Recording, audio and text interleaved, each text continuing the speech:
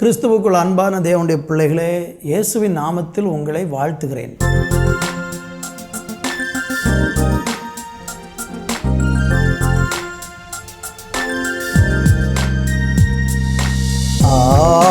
ஆவியானவரே, அன்பினாவியானவரே,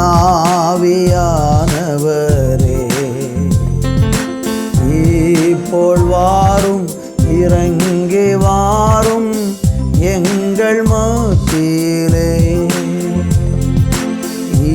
இப்போல் வாரும், இறங்கி வாரும் எங்கள் மத்தியிலே. உளையான சேற்றி நின்று தூக்கி எடுத்தவரே, உளையான சேற்றி நின்று தூக்கி எடுத்தவரே, பாவம் கழுவி தூய்மையாக்கும் இந்த வேளையிலே. பாவம் கழுவி தூய்மையாக்கும் இந்த வேளையிலே. ஆவியானவரே, அன்பினாவியானவரே,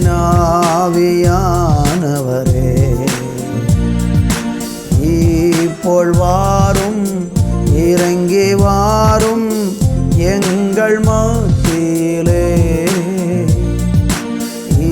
இப்போல் வாரும், இறங்கி வாரும் எங்கள் மத்தியிலே. இப்போல் வாரும், இறங்கி வாரும் எங்கள் மத்தியிலே. எங்கள் மத்தியிலே உலாவுகிற எங்கள் அன்புள்ள தேவனுக்கு நன்றி. 2-3 பேர் என்னுடைய நாமத்தில் எங்கே கூடி வருகிறார்களோ அவர்கள் நடுவில் இருக்கிறேன் என்று வாக்கு பண்ணுகிற எங்கள் தேவன், எங்கள் மத்தியில் வந்திருக்கிற கிருபைக்காக உமக்கு நாங்கள் கோடா கோடி நன்றி செலுத்தும். ஒவ்வொருவரையும் ஆசீர்வதிங்க இயேசுவின் நாமத்தில் பிதாவே. ஆமேன், ஆமேன். தேவனுடைய பிள்ளைகளே, இந்த நாளிலே தியானிப்பதற்கு சங்கீதம் 34 அதனுடைய 5வது வசனம். அவர்கள் அவரை நோக்கி பார்த்து பிரகாசம் அடைந்தார்கள், அவர்கள் முகங்கள் வெட்கப்படவில்லை. அடுத்த வசனம் சொல்லுகிறது, இந்த ஏழை கூப்பிட்டான், கர்த்தர் கேட்டு அவனை அவன் இடுக்கணுங்களுக்கெல்லாம் நீங்களாக்கி ரட்சித்தார் என்று சொல்லப்பட்டிருக்கிறதை பார்க்கிறோம். கர்த்தரை நோக்கி பார்த்த மனிதர்கள் ஒரு நாளும் வெட்கப்பட்டு போனதே கிடையாது. அநேக நேரம் நம்ம சில மனுஷர்களுடைய முகத்தை நோக்கி பார்த்து கொண்டே இருப்போம். நமக்கு தயவு கிடைக்குமா, நமக்கு ஏதாகிலும் மனுஷர்கள் நன்மை செய்வாங்களா என்று சொல்லி பல நேரங்களில் நம்ம மனுஷனுடைய முகத்தை நோக்கி நன்மைக்காக எதிர்பார்த்து கொண்டு இருப்போம். ஆனால் வேதம் சொல்லுகிறது, அவருடைய முகத்தை யாரெல்லாம் நோக்கி பார்த்தாங்களோ அவங்க முகம் வெட்கப்பட்டு போகலைன்னு சொல்கிறார். இன்னும் நீங்கள் லூக்கா சுவிசேஷத்தில் 4ஆம் அதிகாரத்தில் 20வது வசனம் இப்படி சொல்லுகிறது, வாசித்து புஸ்தகத்தை சுருட்டி பணிவிடைக்காரனிடத்தில் கொடுத்து உட்கார்ந்தார். ஜெப ஆலயத்திலுள்ள எல்லாருடைய கண்களும் அவர் மேல் நோக்கமாயிருந்தது. இயேசு கிறிஸ்து தன்னுடைய ஊழியத்தை ஆரம்பிக்கும் போது அவர் வளர்ந்ததான ஊராகிய நாசரேத்துக்கு வருகிறார். அங்கே ஜெபாலயத்தில் போய் புஸ்தகத்தை திறந்து வாசிக்க சொல்கிறாங்க. அவர் வாசிக்க எழுந்து நின்றபோது ஏசாயா தீர்க்க தரிசன புஸ்தகத்தை அவர் வாசித்து முடித்த உடனே எல்லாருடைய கண்களும் அவர் மேலே தான் நோக்கமாக இருந்ததாம். உங்கள் வாழ்க்கையில் நீங்கள் யார் அந்த நாட்களில் உங்கள் ஆதரவாக எதிர்பார்த்து கொண்டு இருக்கிறீங்க? எனக்கு அவங்க உதவி செய்கிறேன்ருக்கிறாங்க, இவங்க உதவி செய்துன்ட்ருக்கிறாங்க, இப்படியெல்லாம் சொல்லி அநேக நேரங்களில் நம்ம மனுஷர்களுடைய உதவியை எதிர்பார்த்து கொண்டு இருக்கிறோம். ஆனால் எல்லா மனுஷரும் நம்மளை ஏமாற்றிட்டு போயிடுறாங்க. கர்த்தரை நோக்கி பார்த்தா நீங்கள் ஒரு நாள் வெட்கப்பட மாட்டீங்க.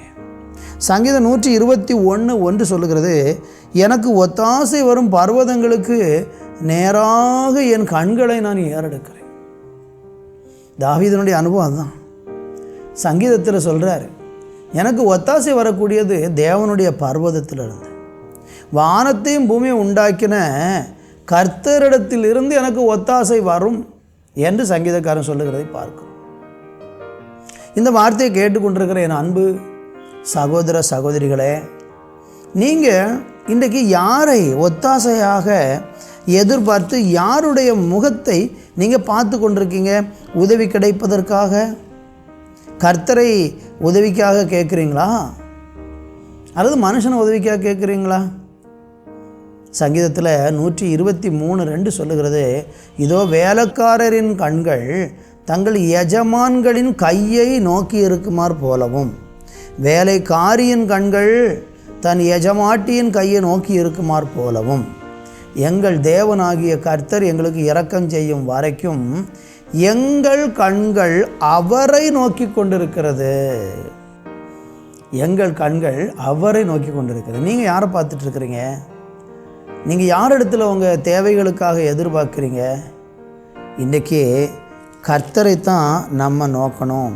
வானத்துக்கு நேராக உங்கள் கண்களை ஏறெடுத்து இயேசு எனக்கு உதவி செய்வார் என்று நீங்கள் ஆவலோடு எதிர்பார்த்தீங்கன்னா, அவரை நோக்கி பார்த்த முகங்கள் பிரகாசமடைந்து அவர்களுடைய முகங்கள் வெட்கப்பட்டு போனதில்லைன்னு சொன்னது போல், அவரை நோக்கி பார்த்த நீங்கள் பிரகாசமடைஞ்சு வெட்கப்படாமல் இருப்பீங்க.